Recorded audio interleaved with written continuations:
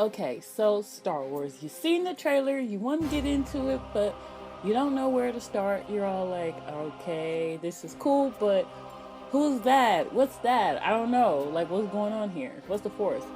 You can put all those questions to rest because this is the video for you. This is Torin Talks, the epic history of Star Wars. So, Star Wars has an expansive universe that dates back thousands and thousands of years in their mythos, and at the core of this history is the Force. The Force is the element that binds everything in the Star Wars universe together, and it is also where the Jedi and the Sith get their powers from. So I guess in essence you could say it's the fabric of life in the Star Wars universe as it is. It is a thing that is in everything, around everyone, and it is present at all times, and people can draw upon it like the Jedi and the Sith do. Fun fact, the ideology of the Force comes from real-world influences such as the concept of Qi in Chinese and Japanese teachings. So, abilities with the Force. The Force grants users who are known as Force-sensitive beings heightened abilities such as like heightened agility, speed, things like that. They also have abilities that are Force-specific, such as the ability to push and pull objects towards them and away from them, telekinesis, if you will. There's also mind tricks. You can manipulate the thoughts of a being.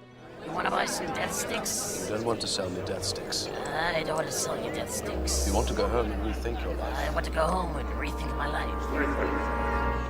But only works on the weak-minded. And there's also light side and dark side specific things that the wielders of those parts of the Force can do. For the highly skilled on the light side of the Force, there are things as Force spirits. So when you die, your being is able to retain its consciousness, and you can even speak with people who are still alive.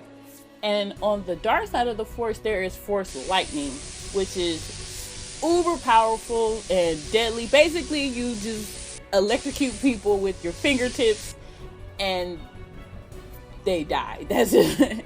There's also a Force choke where you can choke people to death using the Force. Like, it's like you're choking them with your hands, but it's with the Force, and they can die from that. Individuals who are shown to be attuned to the Force, which is known as being Force sensitive, were taken to the Jedi Temple in Coruscant. They were given a test, and if they passed this test, then they were able to begin training as a Padawan learner. So you're just like a Jedi or Sith in training. You know, you're not big time yet. You're a rookie. During this rite of passage ceremony, the younglings, as they're called, you know, you have to be very young to go through the process, which is why in episode 1 they kind of tell Anakin that he's a little too old. Too old. Because they usually try to get kids younger. They usually try to get them when they're first, you know, attuned to the Force. Illum is an ice planet that the Jedi acquired, and on this planet are certain crystals that are used in the creation of a lightsaber. You make it through the caves, and they use their skills to attain a kyber crystal. And what a kyber crystal is at the core of a lightsaber. It is the thing that actually powers the lightsaber. And each specific kyber crystal is attuned to that being. Their particular lightsaber is an extension of their abilities in the Force. So the crystals are colorless until they are acquired, and then they turn colors depending on the user. Sith crystals, however, that are used by the dark side are synthetic. The red is an intense, aggressive type of red, which is supposed to be a mimic of how they use the Force, or the emotions that they use when they're using the Force, because they're very intense and aggressive in their usage of the dark side of the Force, and their lightsaber is an extension of that. After emerging from the caves with their lightsaber, the younglings are now officially Padawans and are selected for further training by a Jedi Master. So now that we know a little bit about the Force and what it can do and how you're trained in the Force, let's get into the light side and the dark side of the Force. There is very much a duality that is presented in the light side and dark side of the Force. And to get a better understanding of this, you can compare it to kind of like yin and yang. They're just different sides of the same coin. They're not necessarily one's better than the other. It's a balance. And that is the Force. The Force needs to be balanced at all times between the light and the dark side of the Force. The light side Jedi philosophy of the Force is very similar to the old Greek Hellenistic property of Stoicism.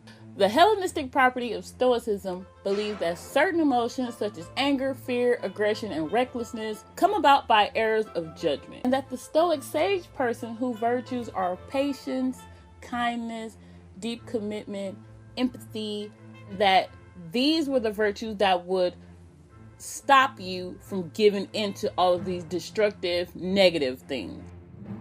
So they believe that this was a tenet for living life. That deep commitment, kindness, and seriousness were ways to avoid the pitfalls of fear, anger, and aggression, which is very similar to the Jedi philosophy in Star Wars. So the Jedi's origins go all the way back to 25,000 BBY, and BBY is before the Battle of Yavin. And the Battle of Yavin is the big battle at the end of Star Wars Episode 4, A New Hope. And that is the measurement of time in the Star Wars universe. 25,000 years before Yavin, a group of Force-sensitive individuals came together and founded the Jedi Order. And they also discovered the ice planet of Elune, where the crystals are found. The best way to describe the Jedi, they are like the UN of their universe. So, they're peacekeepers, they're negotiators, and that is their main mission. Their main mission is to be peacekeepers and negotiators, but they do have weapons in case, shenanigans are foul. And also, a short time after this discovery of Elune and, coming together to form the Jedi Order, the Old Republic was founded also, a little bit after that or around that time. So this is a disclaimer for people who know Star Wars and know the franchise and know that the canon of Star Wars is tricky at best. So this is the canon as far as it is kind of known to date. So yeah, just beware of that, because it changes all the time. But as far as I know, this is the story. So if a Padawan completes his training, then he undergoes the Jedi Trials. And the Jedi Trials are the tests that basically is like your graduation ceremony. They are promoted to the rank of Jedi Knights. Jedi Knights do missions for the Jedi Order all over the galaxy.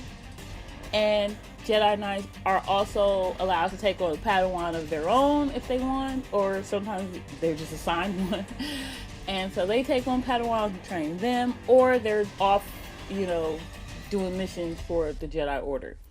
And some Jedi Knights that are shown to be even more skilled or move up in the ranks, they become Jedi Master. The rank of Jedi Master is held in very high esteem. Every Jedi wants to eventually become a Jedi Knight. Out of all the Jedi Masters, 12 of those guys, or girls, are picked to be a part of the Jedi Council, who makes all the decisions for the Jedi Order.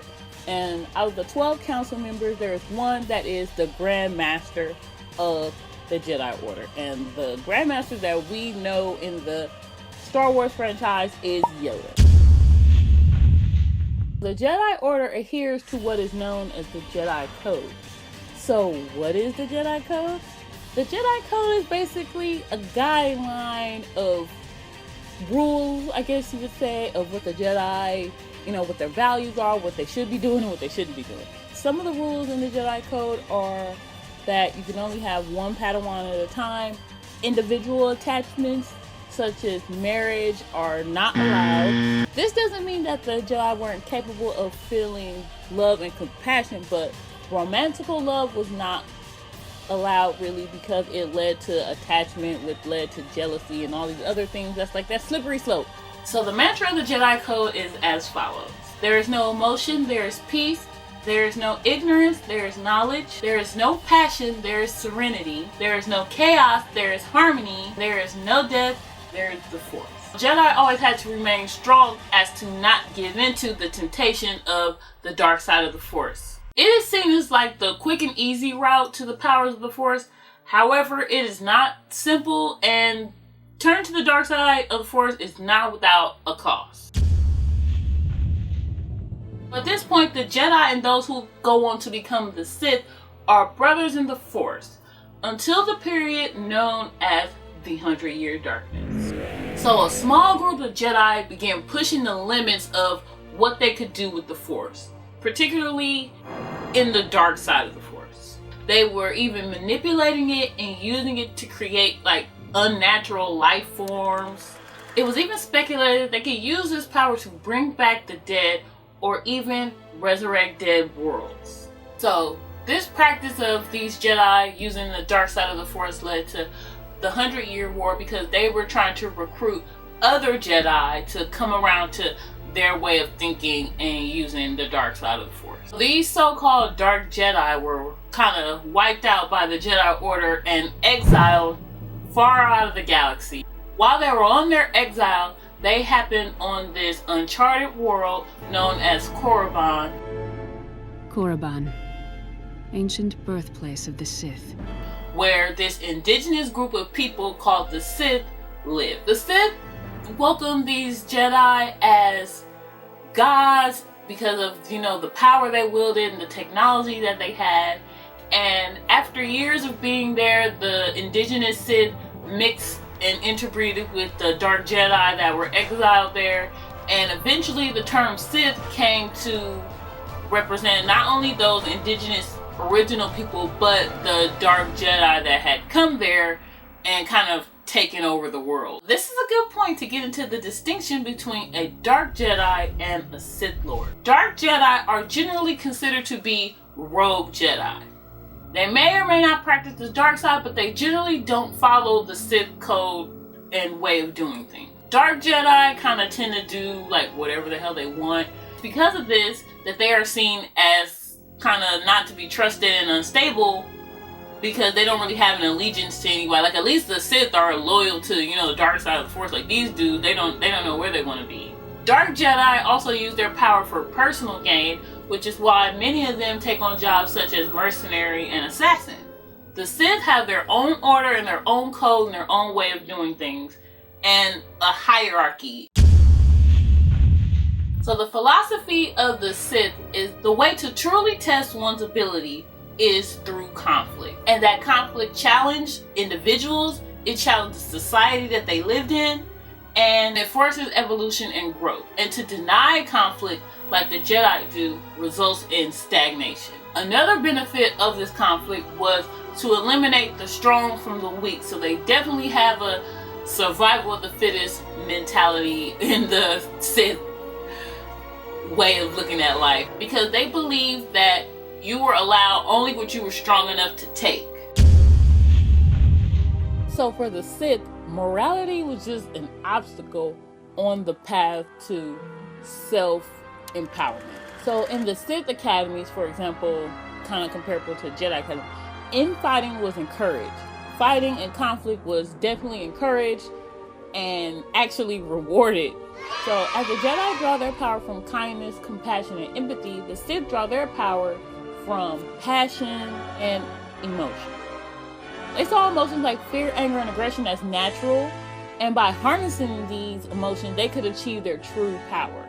This philosophy is in direct conflict with the Jedi philosophy, because the Jedi believed that they had to rise above their base emotions and, be better being instead of giving into, those initial instincts. However, they had one similarity, is that they consider love a dangerous emotion just like the Jedi did. Not for fear of attachment, but because of the fear of mercy and or weakness. So in the original Sith language, the word Sith or Sithari meant Lord or Overlord. And also like the Jedi, the Sith have their own code. And it states, peace is a lie, there is only passion. Through passion, I gain strength. Through strength, I gain power. Through power, I gain victory. Through victory, my chains are broken and the Force shall set me free. After years in exile and taking control of the indigenous Sith Empire, the former Dark Jedi, now Sith, began making their way back into the galaxy. From there marked a series of conflicts between the Sith and the Jedi, such as the Great Hyperspace War, and all these conflicts between the Jedi severely dwindled the numbers that the Sith had amassed at that point. Another thing that also wreaked havoc on their numbers were also all the infighting. This is only the beginning. Yes. After 1,000 years. Welcome home.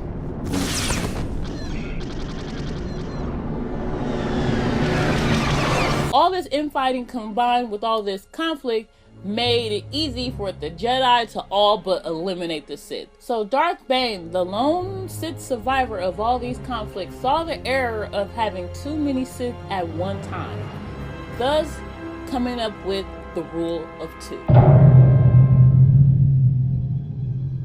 The Rule of Two states that only two Sith could exist at any given time. A Dark Lord of the Sith to embody power, and an apprentice to crave it. And these smaller numbers made it easier for the Sith to work in secret. A secret that wouldn't be revealed for years and years and years until the events of Episode 1.